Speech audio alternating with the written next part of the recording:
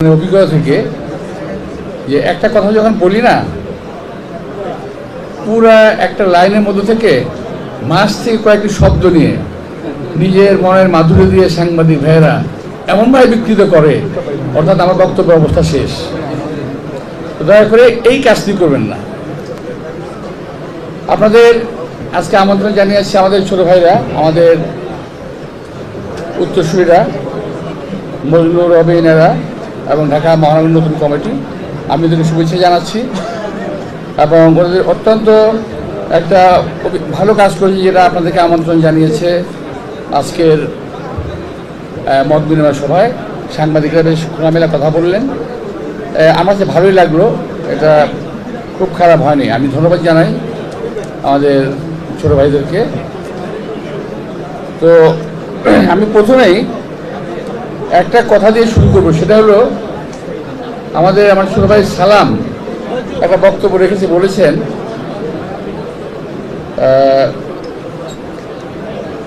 নির্বাচনের কথা, যে আমরা শুধু নির্বাচন চাচ্ছি এবং নির্বাচন দিলেই বিএনপি ক্ষমতা চলে আসবে। অনেকে ভাবেন, অনেকে বলেন যে এই কথা ভেবে যে নির্বাচন দিলেই বিএনপি ক্ষমতা আসবে। দেশবাসী ভাবে, সমস্ত রাজনৈতিক দল ভাবে, যারা দেশ নিয়ে চিন্তা করে তারাও ভাবে যে নির্বাচন দিলেই বিএনপি ক্ষমতা আসবে। আমরা কিন্তু এটা ভাবি না। আমরা চাই, আমরা ভাবি নির্বাচন দেশের মানুষের অধিকার। এই অধিকারের জন্যে, ভোট দেওয়ার অধিকারের জন্যে আমরা 70টি বছর আন্দোলন করেছি। নিজের জীবনের অর্ধেক সময় অন্তত আমার এবং আমার মতো যারা আছে তারা জেলখানায় অথবা পলাতক জীবন কাটিয়েছি। আমার নিজের জীবনে বলবো, আমার পরিবারের মধ্যে আমার হয়েছিল 11 বছর জেল, আমার স্ত্রীর 16 বছর জেল, আমার ছোট ভাইয়ের 8 বছর জেল। এরকম বাংলাদেশে বহু নেতাকর্মীর ভিতরে জেল হয়েছে। তো প্রিয় ভাইয়েরা, তো আমরা যে আন্দোলনটা করছি 17 বছর, এই আন্দোলনে কি একেবারেই কোনো কাজে লাগে নাই? যদি এভাবে একটা কথা ধরেন যে এই বিল্ডিংটা কি উপর থেকে কাটা শুরু হয়েছিল না নিচ থেকে শুরু হয়েছে? নিচ থেকে শুরু হয়েছে, একের পর ইট গাঁথা হয়েছে, একটা বিল্ডিং তৈরি হয়েছে। কেউ যদি ভাবেন যে আমরা একেবারেই আসমান থেকে নাজিল হয়েছি এবং আমরা সমস্ত কিছু আমাদের দখলে, সারা বাংলাদেশ আমাদের সমর্থনে আছে, সুতরাং আমরা যা খুশি তাই করব, এটা কিন্তু খুব ভালো লক্ষণ নয়। নির্বাচন দিলেই বিএনপি ক্ষমতা আসবে, এই কথা যারা ভাবেন, সঙ্গে এটা কেবল, এটা যদি ভাবেন, এটা যদি ভাবেনই আপনারা, তাহলে এটা কেন ভাবেন না যে বিএনপি একটা অত্যন্ত জনপ্রিয় একটা দল? এটা কেন ভাবেন না? পাশাপাশি বিএনপি ক্ষমতা নাই এখন, নির্বাচন দিলে বিএনপি রিগিং করবে সে অবস্থাও নাই। সুতরাং নির্বাচন দিলেই যদি বিএনপি ক্ষমতা আসে, তাহলে আপনাদের ধরেই নিতে হবে যে বিএনপির নির্বাচনে যাওয়ার মতো মানে জনপ্রিয়তা আছে। ওখানে আপনাদের ভয়টা কেন? জনপ্রিয় একটা দল যদি ক্ষমতায় যায়, আপনাদের অসুবিধা কি? কিংবা আমরা তো বলছি না যে বিএনপি ক্ষমতায় যাবে, যারা ভাবেন তাদের উদ্দেশ্যে বলছি, বিএনপি কখনো ক্ষমতায় যাওয়ার কথা বলে নাই, আজও বলে না, আমিও বলছি না। বিএনপি শুধু নির্বাচন চায়, ভোটের অধিকার চায়, কথা বলার অধিকার চায়। আমরা আদায় করেছি কথা বলার অধিকার। আজকে আমার সামনে অনেকগুলো সংবাদপত্র, অন্তত টেলিভিশন বোধ হয় করা হবে, 30টা টেলিভিশন আছে, আমার সংবাদপত্র 40টার উপরে আছে বোধ হয়। একটু ভেবে দেখেন তো, একটু চিন্তা করেন। অবশ্য আপনাদের অনেকের তখন জন্ম হয় নাই।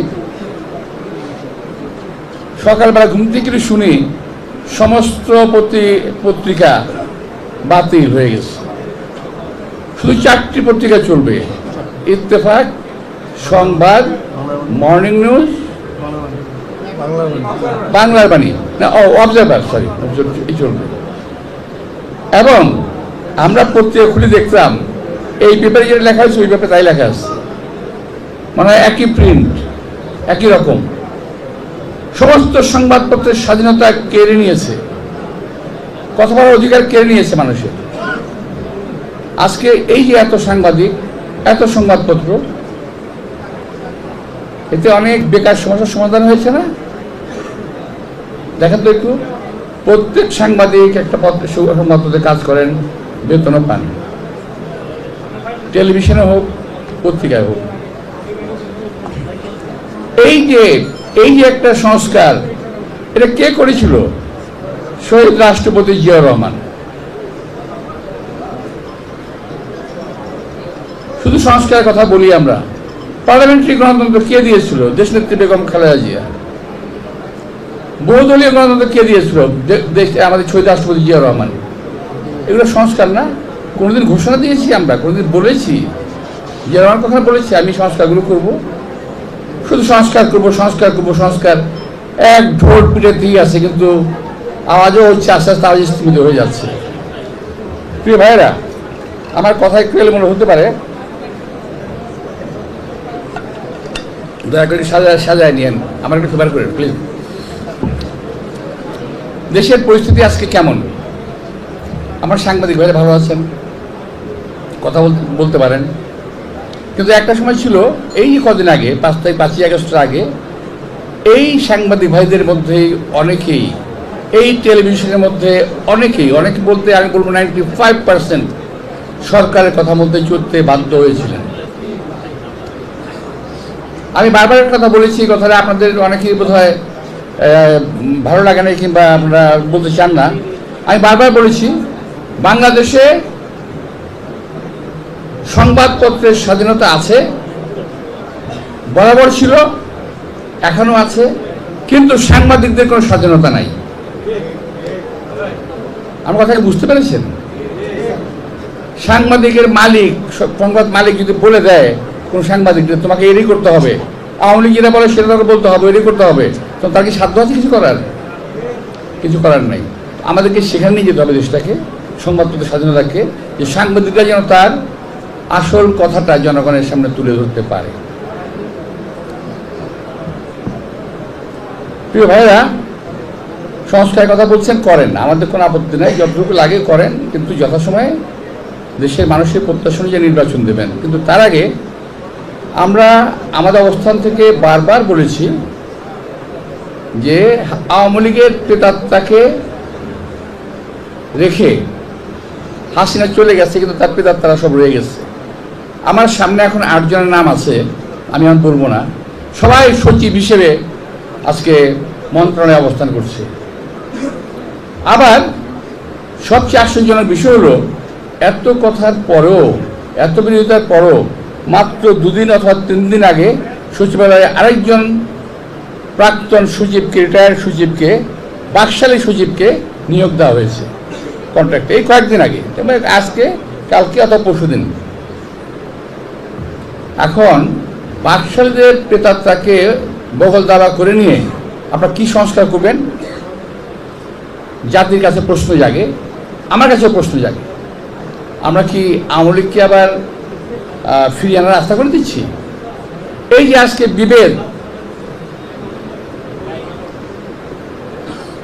বৈষম্যমূলক কথাবার্তা বলা হচ্ছে,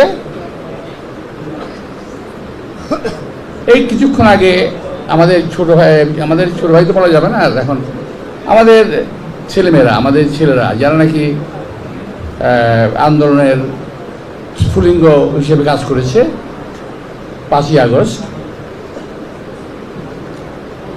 এককভাবে তারা এই আন্দোলনকে নিজেদের করে নিতে চায়।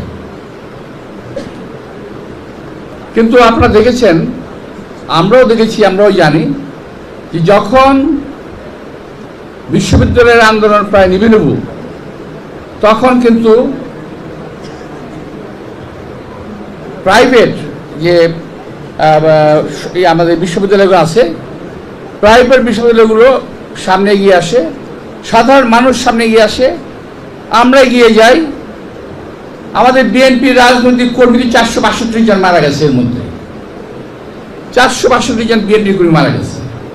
তো নিশ্চয়ই নেতৃত্বে একজন থাকবে, পিছনে হাজারো লোক থাকবে, কিন্তু এককভাবে কেউ কারো দাবি করা ঠিক না। এতে কিন্তু জনমনে বিভেদ সৃষ্টি হবে, একের প্রতি অপরের বিদ্বেষ সৃষ্টি হবে। এই যে আমাকে কথা বলতে হচ্ছে, আমি এই কথাটা বলতে বাধ্য এই কারণে ৭১ সালে মুক্তিযুদ্ধে অংশগ্রহণ করেছি এবং সেটা একবারে ফ্রন্ট ফাইটে অংশগ্রহণ করেছি, মুখোমুখি যুদ্ধে সামনাসামনি। আমার সঙ্গের বহু সহকর্মী ৭১-এ মারা গেছে, আমার বন্ধু বান্ধব টোটাল মারা গেছে প্রায় ৩ লক্ষ, শহীদ হয়েছে। শহীদের রক্তের দিয়ে লেখা যে সংবিধান,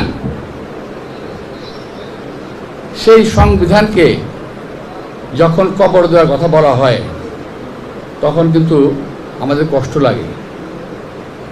আমরা তোমাদের সিনিয়র হিসেবে, তোমাদের অগ্রজ হিসেবে আমরা কষ্ট পাই যে এটা কি করছে, কথাটা এইভাবে বলাকে ঠিক হলো? ওই সংবিধানে যদি খারাপ কিছু থাকে নিশ্চয়ই সেটা বাতিলের যোগ্য। যদি নতুন করে সংবিধান লিখতে হয় তাও তো লিখতে হবে আগের অমুক সালের সংবিধান বাতিল করে এই সংবিধান জারি করা হলো, এটা তো লিখতে হবে। তো সুতরাং এই সংবিধানকে সংশোধন করা যাবে। আমি আগের বক্তব্যে একবার বলেছিলাম, একজন খুব আমার উপরে ক্ষিপ্ত হয়ে গেছেন, যিনি আমারই আরেক ছোট ভাই, আমার অত্যন্ত প্রিয়, উনি বাইরে থেকে দেশকে পরিচালনা করার চেষ্টা করছেন, আমার ছাত্র ভাইদেরও পরিচালনা করার চেষ্টা করছেন। উনি খুব ক্ষিপ্ত হয়ে গেছিলেন যে আমি বলেছিলাম যে সংবিধান একটি রাফ খাতা নয়, ছুঁড়ে ফেলে দিলাম। তা আমি বলবো আজকে যাদের, যদি কেউ, আমার ভুল হতে পারে, আর প্রথমেই আমাদের সন্তানদের কাছে, অর্থাৎ যারা এই ঘোষণা দিয়েছেন বৈষম্য ছাত্র আন্দোলনের ভাইদের কাছে, সন্তানদের কাছে অনুরোধ জানাবো, কথাগুলো বোঝার চেষ্টা করবেন, ভুল বুঝবেন না। সেটা হলো এই ধরনের কথা কিন্তু ফ্যাসিবাদের মুখ থেকেও আসে। কবর দিয়ে দেব, মেরে ফেলবো, কেড়ে ফেলবো, এই সমস্ত কথা কিন্তু ভালো কথা নয়। জাতিকে, আজকে জাতি তাকিয়ে আছে আপনাদের দিকে, আমরাও তাকিয়ে আছি তোমাদের দিকে। তোমাদের মুখ থেকে এই ধরনের কথা আমরা আশা করি না। আমি অন্তত এটুকু বিশ্বাস করি, কিছু লোক বাইরে থেকে সরকার গঠন করে ফেলেছেন, মনে হয় এরকম। তারা আবার বলেনও যে আমাদের সঙ্গে এদেশে কথাবার্তা হয়, এবং তাদের কথাবার্তার যে ধাঁচ, আজকে আমাদের ছাত্র ভাইদের কথাবার্তার যে ধাঁচ একই রকম। আমরা কি তাহলে ৭১ সালে কি করলাম? আমার প্রশ্ন যে ৭১ সালে জাতি কি করলো? আমরা কি অন্যায় করেছিলাম? আমি জানি একটা পক্ষ বলবে যে হ্যাঁ, ওই দিন পাকিস্তান থেকে বাংলাদেশকে স্বাধীন করে আপনারা অন্যায় করেছেন, বলতে পারেন, স্বাধীনতা আছে। কিন্তু আমরা কি অন্যায় করেছিলাম যুদ্ধ করে এই দেশকে স্বাধীন করে? বাকশাল কায়েম করলো আওয়ামী লীগ, হাসিনা দেশটাকে 15 বছরে শেষ করে দিল। আমি কালকে বলেছি প্রায় ভারতের অঙ্গরাজ্যে পরিণত করেছিল। এখান থেকে উদ্ধার করার জন্য তো আমরা 17 বছর আন্দোলন করছি। আমাদের আন্দোলনের, আমাদের কথায় কোনো মূল্য নাই। এককভাবে কোনো মতামত না নিয়ে, সিনিয়রদের সঙ্গে কথা না বলে এই কথা বলে তাকে ঠিক হলো? আমি ৭২-এর সংবিধানের সমর্থক নই, আমি ৭১-এর মুক্তিযুদ্ধের রক্তের সমর্থক। আমি মুক্তিযুদ্ধ হয়েছিল বলেই এই সংবিধান, যদি মুক্তিযুদ্ধটা যদি ৭১-এর আগেই শেষ হয়ে যেত, অর্থাৎ ৭১-এর প্রথম দিক শেষ হয়ে যেত, তাহলে সংবিধান লেখা হতো বোধ হয় ৭১-এই। কি করতেন? ডিসেম্বরে আত্মসমর্পণ করলো, তো সুতরাং এই সংবিধানটা করতে হলো। তখন উপায় ছিল না, সংবিধান করতে হলো, দেশ চলতে হবে। তো এইভাবে তো দেশ চলা যায় না, এখন যেভাবে চলতেছে এইভাবে একটা দেশ চলে না। তো সুতরাং প্রিয় ভাইরা, আজকে আওয়ামী লীগের দোসরদেরকে মন্ত্রণালয়ে রেখে, এই যে আগুন লেগেছে না কয়েকদিন আগে এখানে মন্ত্রণালয়ে, তারা কিন্তু আরেকবার আগুন লেগেছিল, জানেন আপনারা এটা? ওই যে চিরান সিপোর্টের বার্জের মধ্যে আগুন লেগেছিল, মাল বহনকারী বাড়ির মধ্যে 7 দিন পর 2টা বাড়িতে আগুন লেগেছিল। আনসার বিদ্রোহ হলো, আরো কত কিছু হবে, কত কিছু হওয়ার সুযোগ আমরা দিচ্ছি এবং দেবো। কেন? জাতিকে এবং দেশকে দয়া করে বিভেদের দিকে ঠেলে দেবেন না। আমি অনেক কাজ করেছি, অনেক ভালো কাজ করেছি, যদি আমি বলি আমি স্বীকার করব, কিন্তু আমার ভালো কাজ করার বিনিময়ে আমার দেশ এবং জাতিকে আমি বিভক্ত করতে পারি না। সুতরাং প্রিয় ভাইরা, আজকে এই সমস্ত কথাবার্তা আমরা বুঝি, আমরা জানি, এই বয়সটা আমাদেরও ছিল। এই 26 বছর বয়স, 25 বছর বয়স, 24 বছর বয়স, আমার তো একবারে 26 বছর বয়স হয় নাই, একদিন থেকে শুরু হয়েছে, এক মুহূর্তে শুরু হতে আজকে আমাদের 75 বয়স হচ্ছে। তোমাদের একদিন হবে, বুঝতে পারবে। সেদিন যদি কেউ বলে যে আমরা তোমাদের এই সংবিধানকে ছুঁড়ে ফেলে দিলাম, তখন তোমাদের কেমন লাগবে? সেদিন যদি আসে বলে, কিংবা দুদিন পরে যদি কেউ বলে যে তোমাদের সংবিধান ছুঁড়ে ফেলে দিলাম, যদি তোমাদের বদলে কেউ আবার চলে আসে নতুন করে, তখন কি হবে? সুতরাং কথাবার্তা বলার সময় একটা জিনিস মাথায় রাখতে হবে, যে আমাদের দেশের একটা ভালো প্রতিবেশী নাই। একটু মাথায় রাখতে হবে যে আমাদের দেশের পাশে যারা আছে তারা কখনো বাংলাদেশকে স্থির থাকতে দিতে চায় না। আমাদের মনে রাখতে হবে যে আমরা ওদেরকে সুযোগ দিতে চাই না, দেব না। আজকে বাংলাদেশ নিয়ে কত কথা বলতেছে, কেউ কেউ তো চট্টগ্রাম নিয়ে যায়, কেউ লালমনিরহাট নিয়ে যায়, কেউ দিনাজপুর নিয়ে যায়। বাবা, হলিউডের মাল বাংলাদেশ, না, সম্ভব না। তো আমি যেটা বলতে যাচ্ছি এখন, আমাদের এই যে আগুন, এই যে বিদ্রোহ, এই আনসার বিদ্রোহ ইত্যাদি ইত্যাদি, এই সমস্ত বিষয়গুলো এমনি এমনি হচ্ছে না, খামাখাই হচ্ছে না, কেউ না কেউ উস্কানি দিচ্ছে, এবং তারা সচিবালয়ে বসে আছে, এবং তারা আজকে এই যারা নাকি আমার উপদেষ্টাবৃন্দ আছেন তাদেরই সহযোগী হয়ে আছেন। কারণ কি, কেউ এই সচিব, কে সেই সচিব, বিভিন্ন সচিব হিসেবে আছেন, সবাইকে কিন্তু আমরা চিনি। এটা একটু মাথায় রাখতে হবে। আচ্ছা, এবার আমি একটু অন্য কথায় আসি। যে পর্যন্ত বলছি ভাই, কথাবার্তাগুলো একটু সাজাই গেছে লিখে, নাহলে কিন্তু খবর আছে আবার আমার। তো এই আমাদের এই সালাম বলেছে ছোট ভাই, আবার কে জানি আরেকদিন বলেছে আমাদের সাংবাদিকদের যে সঙ্গে যে আমাদের রিলেশনটা, এই রিলেশনের কথা। তো সাংবাদিকরা ভাই, যখন কোনো সাংবাদিক, আপনার তো মনে আছে আমি 1 গ্রেপ্তার হয়েছিলাম না? কেন গ্রেপ্তার হয়েছিলাম জানেন?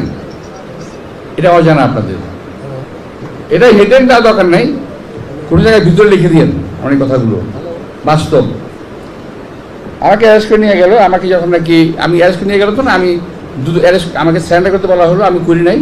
আমি বললাম যে ঠিক আছে, আমি দুদুকে আমার এই করবো, আত্মসমর্পণ করবো। দুদুকে গিয়ে আমি আমার সম্পদ বিবরণী জমা দিলাম। তখন গিয়ে দেখি ওখানে অনেক সাংবাদিক, মির্জা আব্বাস গ্রেপ্তার হবে, কত মজার সংবাদ, সুতরাং ছাপতে হবে। আমি নামগুলো বলবো না, এখানে অনেকেই আছেন। এবং প্রত্যেকটা সংবাদপত্রের মালিক ছিল ভূমিদস্যু। I am sorry to say, প্রত্যেকটা আমি বলে দিতে পারি, বাই নেম বলতে পারি, এবং প্রত্যেকেই আমার দ্বারা আক্রান্ত। আমি সবাইকে ধরেছিলাম, আমি একটা নাম বলতে পারি, আমি সবাইকে ধরেছিলাম, আটকে দিয়েছিলাম। ফলে সমস্ত সাংবাদিকরা আমার বিরুদ্ধে লিখতে শুরু করলো, এমন লেখা লিখলো, সবাই ভাবলো খাইছে মির্জা আব্বাস কি জানি কত টাকার মালিক, 20,000 কোটি টাকা খুঁজে পারে বেরিয়ে গেল। আমার কাছে 20,000 কোটি টাকা আছে, টাকা বেরিয়ে গেল তারা। তারপরেও না, এতে আমার এক বন্ধুকে অত্যাচার করলো, সে মারাই গেল। যাই হোক, আমি যেটা বলছিলাম, তো সংবাদপত্রের ভাইদেরকে বলবো যে এই সমস্ত জায়গাগুলোতে সাবধান থাকবেন। একজন লোকের চরিত্র হরণ না করাই ভালো, যাতে একজন লোকে যেটা মজুর কথাটা বলছি যে আমাদের পরিবার পরিজন আছে, আমার একটা সংবাদ দেবেন না, দিলে যাতে আমরা আমাদের নিজে বিব্রত হই ভালো কথা, কিন্তু পরিবার বিব্রত হবে এমন সংবাদ না দেওয়াই ভালো। ওই যে প্লটের কথা বললেন না, শহীদ রাষ্ট্রপতি জিয়া রহমান প্রথম কালশীতে প্লট দেয়, ওই সময় গিয়াস কামাল চৌধুরী ছিল আপনাদের সাংবাদিক অ্যাসোসিয়েশনের প্রেসিডেন্ট, ওনার রিকোয়েস্টটা দেয়, এবং আমি তখন সম্ভবত কমিশনার ছিলাম। আমিও গেছিলাম জায়গাটাতে শহীদ রাষ্ট্রপতি জিয়াউর সঙ্গে ওখানে। অতঃপর যখন সাংবাদিক ভাইরা আসেন আমার কাছে, কে কে আসছিল, এই সোহেল, তো পরবর্তী পর্যায়ে দেশনীতি খালেদার সময় আপনাদের 2-3 জন সাংবাদিক আমার কাছে আসে এবং তাদেরকে আমি খুব স্নেহ করতাম। সাংবাদিক সবাইকে আমি স্নেহ করতাম, কিন্তু তাদেরকে আমি তাদের কথা মতো রাজি হয়ে প্লটগুলো দিলাম। জানেন কি আশ্চর্যের ব্যাপার, আমার বিরুদ্ধে মামলা কিন্তু এখনো চালু। আমি নেক্সট যে ডেট আমার আছে এই মামলার নেক্সট তারিখ আমি যেতে হবে কোর্টে, আমি আপনাদের আমন্ত্রণ জানাবো, আপনারা সবাই থাকবেন ওখানে। যে একটা কত ভুয়া মামলা হতে পারে। 200 সাংবাদিক বোধহয় প্লট পেয়েছেন, 280 জন সাংবাদিক প্লট পেয়েছে। একা আমি আসামি, একা আমি প্লট দিয়েছি। যারা বেনিফিশিয়ারি তারা কেউ তো আসামি হয় নাই। আর যারা বেনিফিশিয়ারি তারা যদি দেখে যে এই মামলা আমাকে গ্রেফতার করা হলো, একটি কথা সংবাদপত্র লেখে নাই। এই মামলা আমি কোর্টে হাজিরা দিতে হয়, একটি কথা সংবাদপত্র লেখা হয়নি। তো ভাই, ওরা আমার কথা আগে আসছিল যে আমাদের একটা প্রোগ্রাম আছে, আপনি কি যাবেন? আমি ওদেরকে খুব, আপনি জানেন আমি একটু ঢাকার মানুষ, মুখটা খুব খারাপ মাঝে মাঝে, তো সরি তো আমি খুব বিরক্ত হয়ে ওদেরকে রাগ করে কথা বললাম ভীষণভাবে। এই কথাগুলি বলছিলাম, এই কথাগুলি, তোমার কোথায় ছিলাম, এখন কেন আসছো, আর কথা বলেনি। তা আমি ওদের নামগুলো আমি কানে কানে বলে দেবো না তোমাদের, এখন না। তো যাই হোক, এখন তোমাদের যেটা কথা হলো যে যেই সাংবাদিক এখনো প্লট পায় নাই, আমাদেরকে আমার আর প্লট দেওয়ার ক্ষমতা নাই এই মুহূর্তে। তা আমি খুব দৃঢ়ভাবে বিশ্বাস করি আগামী দিনে এমন করে যাওয়া মন্ত্রী আসবে না যে সাংবাদিক প্লট দেবে, এটা বলে দিচ্ছি। এত সহজ না, এগুলোর জন্য ভাই বুকের জোর লাগে, মনে সাহস লাগে। তো যাই হোক, আমি সবাইকে আবার অনুরোধ করছি যে দয়া করে একটা শেষ করি। প্রথমত, 24-এর আন্দোলনকে কেউ ব্র্যান্ডিং করার চেষ্টা করবেন না। কেউ জাতিকে আপনাদের বক্তব্যের মাধ্যমে, অহংকারী বক্তব্যের মাধ্যমে, যে অহংকারকে আল্লাহ তাআলা পছন্দ করেন না, যিনি আজকে বক্তব্য দিয়েছেন, আমি তাকে অনুরোধ জানাবো, আমাদের সন্তান টেলিভিশনের ক্যামেরায় দেখেন আপনি কি বলেছেন, আবার এই কথাটা কি ধর্মীয়ভাবে চলে কিনা। অহংকার আল্লাহ তাআলা পছন্দ করেন না। হাসিনা অহংকার করেছিল, পতন হয়ে গেছে। অহংকারী কথাবার্তা বলতো, পতন হয়ে গেছে। কিন্তু সুতরাং এমন কথা না বলাই ভালো যে কথাবার্তা আল্লাহ তাআলা পছন্দ করেন না। এমন কথা না বলাই ভালো যে কথা দেশের মানুষ পছন্দ করবে না। জাতির ভিতরে দয়া করে আপনার বিভক্তি আনবেন না। আমার এটাই হলো কথা। এত কষ্টের অর্জন হাসিনার পতন, সেই কষ্টের অর্জনকে দয়া করে কয়েকজন লোকের ইশারায় কথা বলে, এই বালখিল্যতা করে জাতিকে বিভক্ত করবেন না। এটা আমার সর্বশেষ অনুরোধ। আবারও বলেছি যে ওই সংবিধানটা লেখা হয়েছিল 71-এর 3 লক্ষ শহীদের রক্তের বিনিময়ে লেখা সংবিধান। আমাদের গায়ে খুব লাগে। এই সংবিধানে গত স্বাধীনতার পর থেকে পর্যন্ত সংবিধানে চলে আসছে, যারা এই সংবিধানকে যারা মিসইউজ করেছে, যারা অপব্যবহার করেছে, তাদের বিরুদ্ধে ব্যবস্থা নেন। আরে ভাই, মাথায় ব্যথা হলে কি মাথা কেটে ফেলতে হয়? মাথায় ব্যথা হলে মাথা কেটে ফেলতে হয়, ওষুধ খেতে হয়। সুতরাং যারা করেছে অপব্যবহার, তাদের বিরুদ্ধে ব্যবস্থা নেওয়ার জন্য যেটা করা দরকার সেটা করেন। আমরা তো আছি সঙ্গে। আপনাদের সবাইকে আন্তরিক শুভেচ্ছা এবং ধন্যবাদ জানিয়ে বক্তব্য শেষ করছি। খোদা হাফেজ।